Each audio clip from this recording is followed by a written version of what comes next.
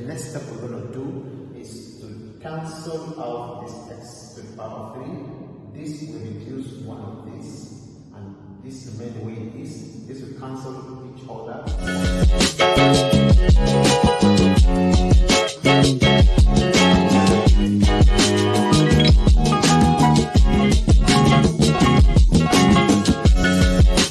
So guys, we have another unique problem we need to solve today. Evaluate the 2x cubed plus x squared plus 5 over x cubed plus 2x plus 1 as x tends to infinity.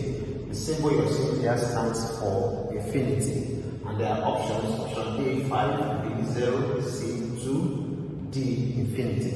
So we have about 6 or 5 methods we use in solving limit problem. One is like direct substitution. We still have simplification method. We still have factorization method. We have dividing numerator by denominator by the highest power of the independent variable present, and that is when you have limit at infinity.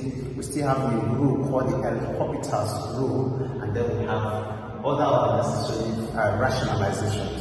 These are the methods used in solving limit problem.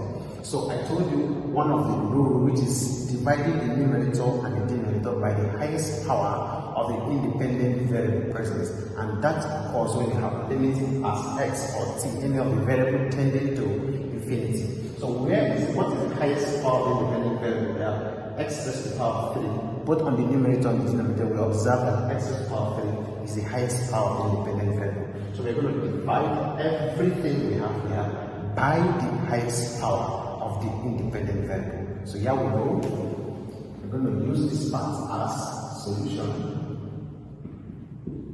We're going to start by saying the limit of 2 raised to the power of x over, this is raised to the power of 3, over x raised to the power of 3. We're dividing it by the highest power of the independent variable, which is x to the power of 3 minus 5 over x to the power of 3. The whole of this will divide. The denominator we have here is x raised to the power of 3 all over x to the power of 3 plus 2x over x raised to the power of 3 plus 1 over x raised to the power of 3. This is as x tends to infinity. So the next step we're going to do is to cancel out this x to the power of 3. This will reduce one of these, and this remain the way it is.